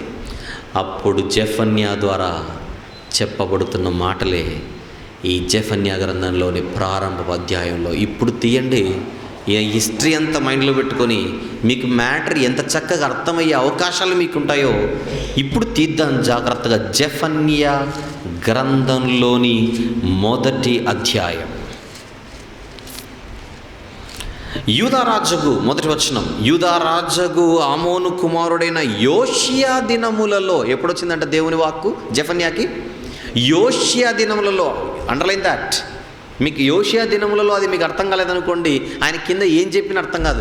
యోషియా దినములలో ఎలా ఉందో పరిస్థితి మీకు తెలియకపోతే కింద ఎందుకు చెప్పాడో మీకు అర్థం కాదు. యోషియా దినములలో ప్రజల పరిస్థితి ఎలాగుంది, మనష్షే ఆమోనులు చేసినటువంటి జరిగించిన ఇంత భయంకరమైన దుష్క్రియల వలన ప్రజల పరిస్థితి అలాగున్నప్పుడు యోషియా దినములలో జెఫన్యాను మాట్లాడమన్నాడు దేవుడు. యోషియా దినములలో ప్రజల పరిస్థితి ఎలాగుందో తెలియాలంటే మీరేం చదవాలి? రాజుల గ్రంథం చదవాలి, దినవృత్తాంతముల గ్రంథం చదవాలి. ఆ గ్రంథాలు చదవకుండా ఈ 3 అధ్యాయాలు 30 సార్లు చదివిన ఇదేం అర్థం కాదు మీకు. అదే చెప్పింది నేనండి ఈరోజు జెఫన్యా గ్రంథం పూర్తి చేశానండి. ఏ లాభం? నేను ఎంటర్ అవ్వడానికి టైం పట్టింది, నువ్వు పూర్తి చేసేసావు అప్పుడే.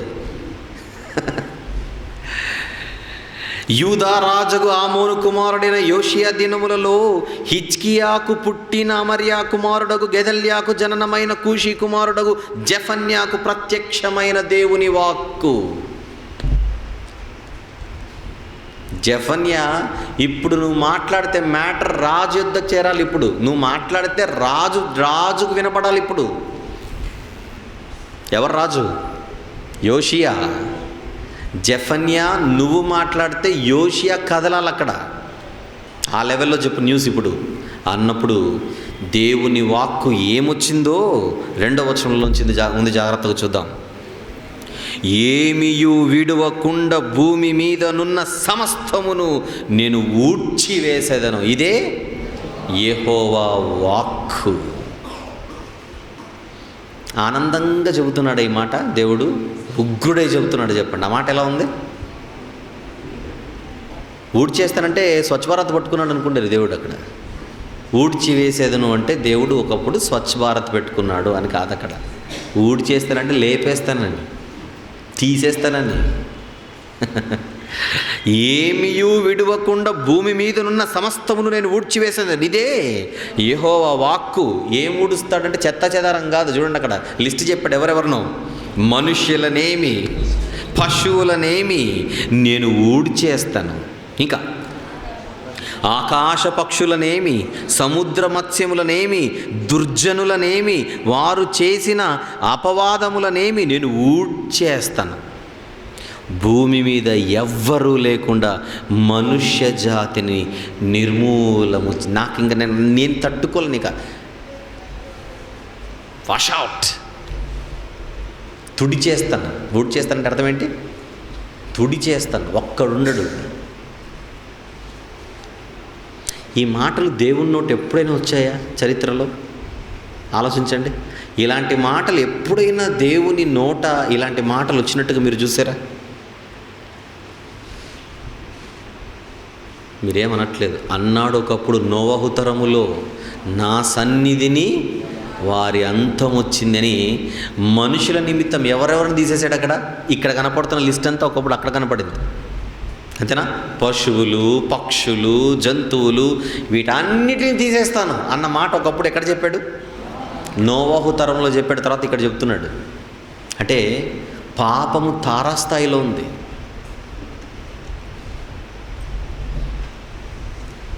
ఇంతకు ఎవరిని మైండ్లో పెట్టుకొని చెబుతున్నాడో కింది మాట చూద్దాం. 4వ వచనం. నా హస్తము యూదా వారి మీదను, నెక్స్ట్ మాట, యెరూషలేము నివాసులందరి మీదను చాపి. యూదా వారి మీద యెరూషలేము వాళ్ళ మీద చాపితే భూమి మీద మొత్తం మనుషులు పోతారా? పైన ఏమని చెప్పాడు? భూమి మీద ఎవరూ లేకుండా మనుష్య జాతిని నిర్మూలన చేసేదని అన్నాడు. పై మాట మూడో వచనంలో నుంచి కింది మాట, చివరి మాట, భూమి మీద ఎవ్వరూ లేకుండా చేస్తానన్నాడు. కింద 4వ మాటకు వచ్చేసరికి యూదా వారి మీద, యెరూషలేం వారి మీద చేయి చాపుతానంటున్నాడు. ఇంతకు దేవుడా, నీ కోపం వీళ్ళ మీదనా మొత్తం భూమి మీద ఉన్న వాళ్ళందరి మీదనా అనేస్తే రగిలిపోతున్నాడు యూదుల మీద, రగిలిపోతున్నాడు యెరూషలేం మీద.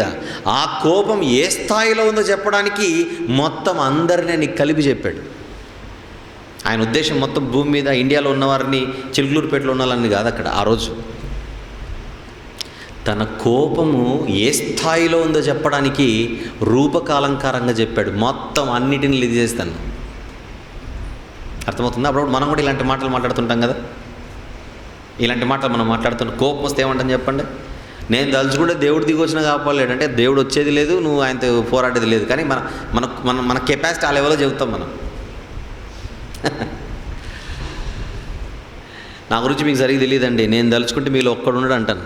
ఎందుకు ఉండరు? ఇంతమంది కలిస్తే నేను ఎక్కడ నిలబడతాను అంటే ఏదో దాన్ని హైపర్బోలిక్గా చెప్పడం అన్నమాట. అంటే దా తీవ్రతను మనం ఒక్కొక్కసారి ఎక్కువ చేసి చెప్తుంటాం.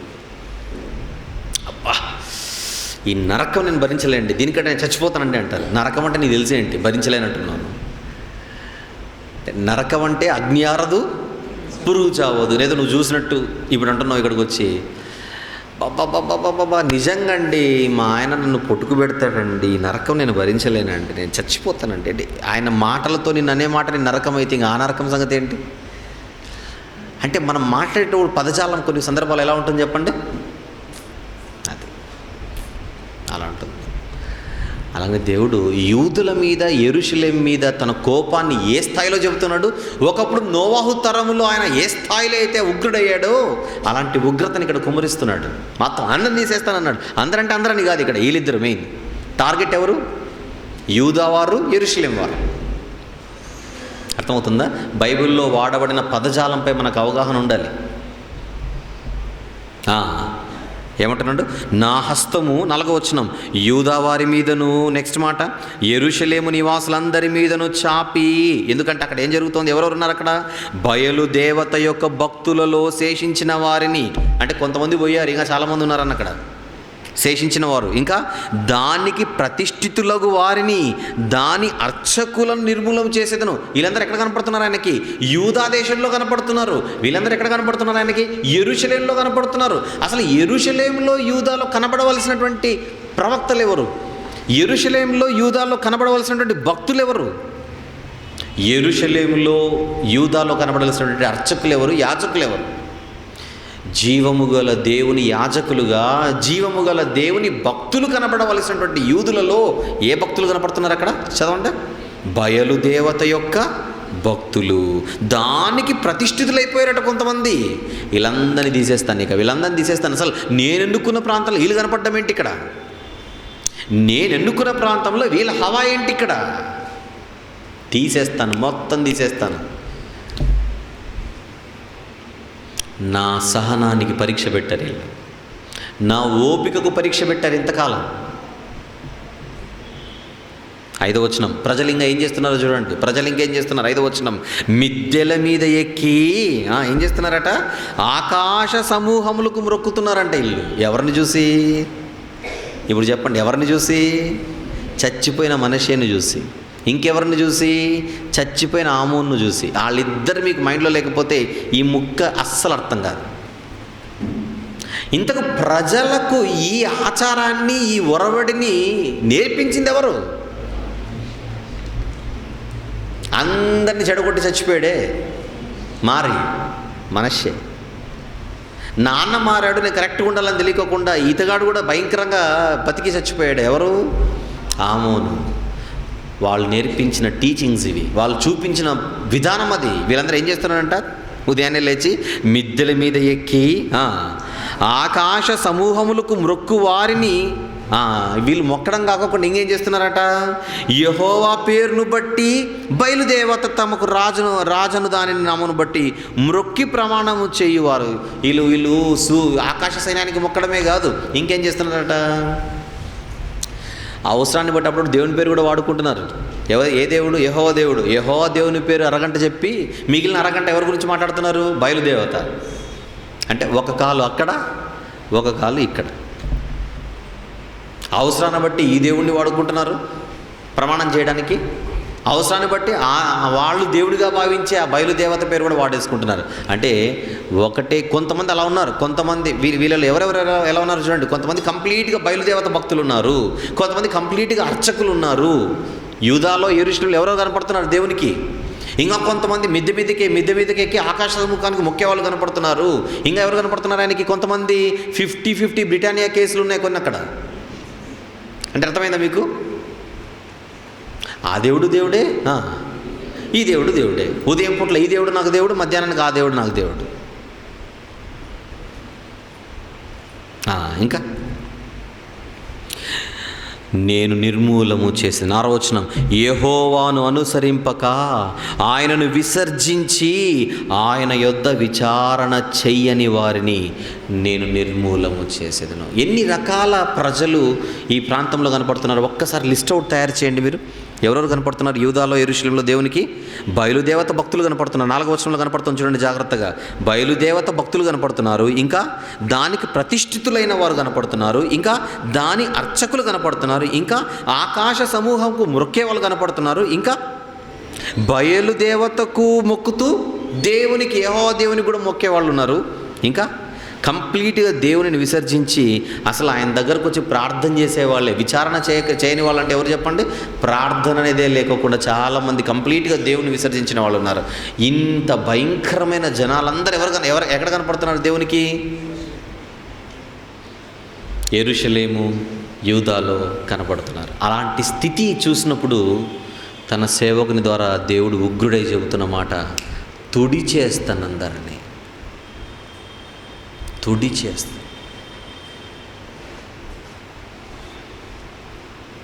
ఒక మాట చెప్తాను మీకు,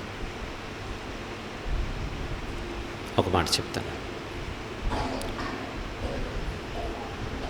ఇది చూస్తుంటే మీకు ఒక చిన్న విషయం తగలాలి. ఉదాహరణ, 6వ వచనంలో దేవుణ్ణి కంప్లీట్గా విసర్జించిన ఒక గ్రూప్ కనపడుతుంది చూడండి మీకు. ప్లీజ్ చూడండి.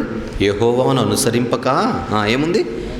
ఆయనను విసర్జించి, నెక్స్ట్ మాట, ఆయన యొద్ద విచారణ చెయ్యని వారిని దేవుడు దండేస్తానంటున్నాడా, లేపేస్తానంటున్నాడు? అక్కడ తీసేస్తానన్నాడు. అక్కడ కొద్దిసేపు విచారణ చెయ్యని వారు అన్న పాయింట్ మీద అక్కడ నిలబడి నేను ఒకటి అడుగుతాను. మన భాషలో బాగా అర్థం కావాలంటే, అసలు దేవుడు అనే ఆ మాటకే చోటు లేకుండా, కనీసం ఆయన దగ్గరకు వచ్చి ప్రార్థన చేసే అలవాటు కూడా లేకోకుండా చాలామంది ఆ రోజు బతుకుతున్నట్టుగా మీ కంటికి కనబడుతుంది ఇక్కడ బైబిల్లో. ఒక్కసారి నేను మన గురించి ఆలోచిస్తాను, మనం కూడా ఆలోచిద్దాం. ఒక మాట అడుగుతాను మిమ్మల్ని, ఉన్నట్టు కరెక్ట్గా చెప్పండి, నిజం చెప్పండి. రాత్రిపూటలో మీరు మర్చిపోకుండా అబద్ధం చెప్పారు. రాత్రిపూట ప్లీజ్ లైట్ల కింద కూర్చున్నారు, నిజమే చెప్పండి. మీలో ఎంతమందికి ప్రతిరోజు ప్రార్థన చేసుకునే అలవాటు లేదో చెప్పండి. ఉందో కాదు, లేదో చెప్పండి. పోన్లేండి, మీరు ఎత్తట్లేదు కదా. ఉందేమో చెప్పండి. ఉందా? ప్రతిరోజు ప్రార్థన చేసుకునే అలవాటు ఉందా? నిజం చెప్పాలి. నిజమే చెప్తున్నారా? Very good, very good, very good. మీ ఫ్యామిలీలో అందరికీ ఉందా? ఇది చెప్పండి. మీరేమో చేయెత్తారు కానీ సీరియస్గా. మీ ఇంట్లో అందరికీ ఉందా? అందరికీ ఉందా? మీ ఇంట్లో ఎంతమంది ఉన్నారు? అందరికీ ఉందా? చూసారా, ఈ మాటకి అందరి చేతులు నిలబడట్లా. ఇప్పుడు అందరి చేతులు లేవట్లేదు. అంటే మీ కుటుంబంలో దేవునికి ప్రార్థన చేసే అలవాటు మీకున్నా, మీరున్న కుటుంబంలో ఇంకా కొంతమందికి ఇది లేదన్నమాట. అంటే వాళ్ళు దేవునిని తమ జీవితంలో ఏం చేశారు చెప్పండి? విసర్జించారు, పక్కన పెట్టారు. వాళ్ళ మెడలో దేవుడు దండేస్తాడా? చూసి చూసి చూసి ఏం చేస్తాడు చదవండి ఇక్కడ, లేపేస్తాడు. నచ్చదు దేవునికి.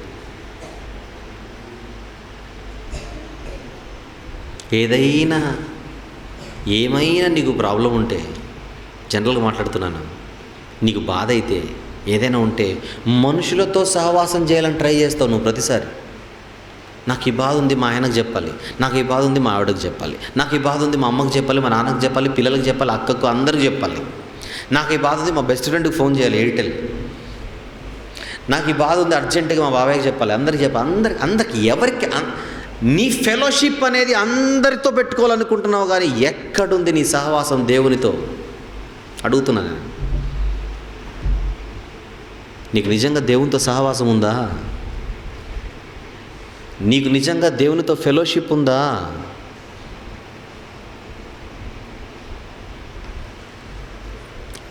నీకు సహవాసం ఉండవలసింది దేవునితో, మనుషులతో కాదు. చాలామంది మనుషులను ప్రేమించేస్తుంటారు, మనుషులతో స్నేహం చేసేస్తుంటారు. చేద్దనట్లేదు, వాళ్ళు దగ్గరుంటే ఆనందం, దూరం అయితే బాధపడ్డం. ఈ జబ్బు చాలామందికి ఉంటుంది. అబ్బా నా దగ్గర అందరు ఉన్నారు, హ్యాపీ. అయ్యో అందరూ వెళ్ళిపోయారు, బాధ. తెలగొట్టేసుకోవాలి. మనుషులు దగ్గరైతే ఆనందిస్తున్నావు, మనుషులు దూరం అయితే బాధపడుతున్నావు, కానీ నీ దేవుడు నీకు దగ్గరైతే ఆనందపడ్డం. కానీ రెండో మాట, ఆ దేవుడు నీకు దూరం అయితే బాధపడడం కానీ ఏ రోజైనా జరిగిందా? అయ్యో నేను దేవునికి దూరం అవుతున్నానే అనే బాధ ఎప్పుడైనా నీకుందా? లేదంటే నీ జీవితంలో ఆల్రెడీ నువ్వు దేవుణ్ణి ఏం చేసావు? విసర్జించావు. ఆనాడు యోషియా కాలంలోనే ప్రజలు దేవుని విసర్జించారు అనుకోకు. ఈరోజు కూడా మన ఇంట్లోనే చాలామంది దేవుని విసర్జించిన స్థితిలో ఉన్నారు. మీరు అవుననే అంటారు. మన కుటుంబంలో తర్వాత సంగతి. కరెక్ట్గా ఆలోచిస్తే వ్యక్తిగతంగా మనము కూడా చాలా సందర్భాల్లో దేవునిని విసర్జించే వాళ్ళమే. ఈ లిస్టులో ఒక గ్రూప్ కనపడుతోంది. ఏమిటి ఆ గ్రూప్ చెప్పండి? దేవునిని విసర్జించిన గ్రూప్. ఆ గ్రూప్ చదువుతుంటే మీకు ఎవరు కనపడుతున్నారు? ఇక్కడ మనమే కనపడుతున్నాం హ్యాపీగా. ఈ గ్రూప్లో మనం ఎవరిని చూసుకోగలుగుతున్నాం చెప్పండి? మన కంటికి మనమే కనపడుతున్నాం. అవునా? కింది నుంచి 6వ వచనంలో దేవుణ్ణి విసర్జించేవారు ఉన్నారు. 5వ వచనంలో ఎవరు కనపడుతున్నారంటే దేవుణ్ణి ఆరాధిస్తున్నారు, అంటే దేవుని పేరు ఉపయోగించుకుంటున్నారు. పక్క మాట బయలుదేవత, అంటే దేవునిని విడవకుండా దేవుణ్ణి పట్టుకొని మిగిలిన దాన్ని కూడా పట్టుకొని. అంటే మీకు ఇది కరెక్ట్గా అర్థం కాకపోతే ఒక మంచి మాట చెప్తాను. మీలో ఎవడును 2 యజమానులకు దాసుడిగా ఉండనేరడు. ఎవరెవరు అక్కడ చెప్పాడు యేసుప్రభు? మీరు దేవునికిని, నెక్స్ట్ మాట, సిరికిని దాసులుగా ఉండనేరరు. అంటే ఈరోజు క్రైస్తవులుగా ఉండి కూడా చాలామంది డబ్బును ఎక్కువగా ప్రేమించే వాళ్ళు ఉన్నారా లేదా చెప్పండి? ఏమంటారు సార్? ఉన్నారా?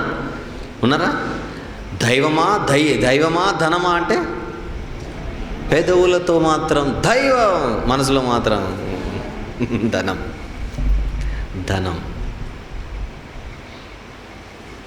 నోటితో దేవుడు, నోటి లోపల మాత్రం నోటు, ధనం. దేవుని పేరు చెప్పి చాలామంది ఈరోజు ధన సమృద్ధి చేసుకునే వాళ్ళు ఉండొచ్చు, ధనవృద్ధి చేసుకునే వాళ్ళు ఉండొచ్చు. అంటే వాళ్ళు ఏమే పేరు చెప్పండి? 2 యజమానులకు దాసులు. బయలుదేవతకు, నెక్స్ట్ మాట, దేవునికి. బయలుదేవత అంటే నిజంగా బయలుదేవత కాదు, డబ్బే వీళ్ళ జీవితంలో ఏమైపోయింది? దేవత అయిపోయింది. కొంతమందికి డబ్బు దేవత కాదు, పేరు పిచ్చి. అందరు నన్నే చూడాలి, అందరు నన్నే పట్టుకోవాలి, అందరు నా మెడలో దండేయాలి, అందరు నన్నే సన్మానించాలి, అందరు నన్నే గొప్పోడు అనాలి. ఇదేం పిచ్చి? డబ్బు పిచ్చి కాదు, పేరు పిచ్చి. పేరు పిచ్చి అంటే నీ దృష్టికి పేరు తెచ్చుకోవడమే ముఖ్యమైపోయింది. బాబేలు గోపురాన్ని కట్టేటప్పుడు వాళ్ళ ఆలోచన ఎలా ఉన్నాయట? మనం ఆకాశమునంటూ శిఖరాన్ని కట్టి ఏం చేయాలి? ఇప్పుడు పేరు సంపాదించుకోవాలి. చెదరగొట్టేశాడు అందరినీ నచ్చక దేవుడు. నువ్వు నాకు పేరు తేవడానికి, నా మహిమ కోసం నేను పుట్టిస్తే నీ మహిమ కోసం బతికేస్తున్నాను. పేరు పిచ్చున్నోడికి పేరు పిచ్చే దేవుడయ్యాడు. అంతేనా? ధనాపేక్షను విగ్రహారాధనతో చెబుతాడు పౌలు గారు. ధనాపేక్ష అను విగ్రహారాధన. నేను విగ్రహము అనగానే మీరు ఏదో విగ్రహాన్ని మాత్రం ఊహించుకోకండి. ఆ బ్యానర్ కిందికి చాలా వస్తాయి. డబ్బు రావచ్చు, నీ వ్యాపారం రావచ్చు, నీ పేరు పిచ్చి రావచ్చు. ఒక ఆవిడ అంటుంది, మా ఆయన అంటే అండి నాకు నిజంగా దేవుని కంటే ఎక్కువ ఇష్టం అండి. పోయే కాలం అది. ఎందుకు? దేవుని కంటే ఎక్కువగా మీ ఆయన్ని ప్రేమిస్తున్నావంటే నీ పాలిటికి నీ పతియే ప్రత్యక్ష దైవం. మీకు మ్యాటర్ అర్థం కావాలి. ఎప్పుడూ జెఫన్యాగర కాలంలో ఉన్న పరిస్థితి అప్పుడుంది, ఇప్పుడు లేదనుకుంటున్నారేమో. అది మన ఇంట్లో కూడా ఉందంటున్నా నేను. మరొక ఆయన అంటున్నాడు, మా ఆవిడండి నిజంగా దేవత అండి. ఏం మాట అది? మీ ఆవిడ దేవత ఎట్లా అవుతుంది? మీ ఆవిడ మీ ఆవిడే అంతే. ఎప్పటికీ కాకూడదు ఎవరు? దేవత. లేదంటే నీకు ప్రాబ్లం. మీకు అర్థం కావట్లేదు. మంచిది అను, కరెక్ట్ మనిషి అను, బాగానే ఉంది. కానీ దేవత అంటావేంటి?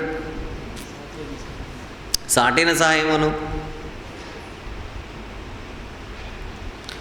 దేవత అనకు. పత్నియే దైవం అట. ఇప్పుడే అందిన వార్త. పత్ని కోసం, భార్య కోసం 70 లక్షలతో గుడి కట్టేశాడు. తెలుగు వార్త. ఏమండి? జెఫన్యా గ్రంథంలో కనబడుతున్న, నేను తప్పు మాట్లాడానా? జెఫన్యా గ్రంథంలో కనపడుతున్న ఆ గ్రూపులన్నీ ఇప్పుడు ఎక్కడ కనపడుతున్నాయి చెప్పండి? మన ఊరిలో కనపడుతున్నాయి, మన ఇంట్లో కనపడుతున్నాయి, మనలో కనపడుతున్నాయి. తల్లిదండ్రులే ప్రత్యక్ష దైవాలు. తల్లే దైవం, తండ్రే దైవం, గురువే దైవం, అందరు దేవుళ్ళే అందరు. 6వ వచనంలో ఒక గ్రూప్, దేవుని విసర్జించిన గ్రూప్. 5వ వచనంలో దేవుణ్ణే కాకుండా అదే స్థానంలోనికి ఇంకొకరు తెచ్చేసుకుంటున్నాం మనం. 4వ వచనంలో వాళ్ళే కనపడుతున్నారు. 5వ వచనంలో ఎవరు కనపడుతున్నారు మనకు? మిద్దెల మీద ఎక్కి ఆకాశ సమూహములకు మొక్కేవారు. ఆకాశ సమూహం అంటే సృష్టిని పూజించేవాళ్ళు, సృష్టిని మొక్కేవాళ్ళు. మొక్కడం అంటే చేతులు ఎత్తే మొక్కాల్సిన అవసరం లేదు. మొక్కడం అంటే చేతులు ఎత్తే మొక్కాల్సిన అవసరం లేదు. ఏం తమ్ముడు ఈ మధ్య నువ్వు బైబిల్ క్లాసులో కనపడట్లేదంటే, ఎగ్జామ్స్ అన్నా. ఎప్పటి నుంచి? ఏప్రిల్లో ఉన్నాయి, మార్చిలో ఉన్నాయి. ఎప్పటి నుంచి నువ్వు ఎగ్గొట్టావు బైబిల్ క్లాసులు? ఫిబ్రవరి నుంచే నువ్వు మానేసావు బైబిల్ క్లాసులకు రావడం. అంటే ఫిబ్రవరి, మార్చి, ఏప్రిల్లో నీకున్న ఎగ్జామ్స్ బైబిల్ ఎగ్జామ్స్ కాదు, అవి లోక సంబంధమైన పరీక్షలు. అంటే మట్టి పరీక్షల కోసం మహిమగల జ్ఞానాన్ని నువ్వేం చేసావు? వదిలేసుకున్నావు. అంటే నీ పాలిటికి నీ చదువే మట్టి జ్ఞానం. అంటే సృష్టిలో ఉందే కదా చెప్పండి. భూ సంబంధమైన జ్ఞానమేనా మట్టి జ్ఞానం చెప్పాలి? భూ సంబంధమైన జ్ఞానం అంటే సృష్టి. నీ జీవితంలో దేవుని మహోన్నతుని విద్య కంటే ఏ విద్యను పూజిస్తున్నావు నువ్వు చెప్పు? లోక విద్యను పూజిస్తున్నావు నువ్వు.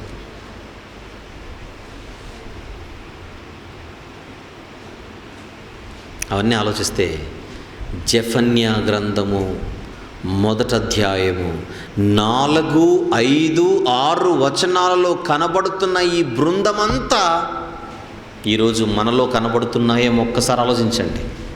ఒకవేళ మీ జీవితంలో ఈ మాటలు వింటున్నప్పుడు 3 కనపడట్లేదు కానీ 2 అయితే కనపడుతున్నాయి అనుకున్నారు అనుకోండి, పొరపాటున 2 కనపడట్లేదు కానీ 1 అయితే కనపడుతుంది అనుకోండి. ఏదైనా కూడా మీ మనస్సాక్షి నేను కూడా పలానా కేటగిరీకి చెందిన దాననే మీకు అనిపిస్తే జెఫన్యా ద్వారా దేవుడు చేస్తున్న హెచ్చరిక ఏంటది? నిర్మూలము చేసేది. జాగ్రత్త అంటున్నాడు. జాగ్రత్త.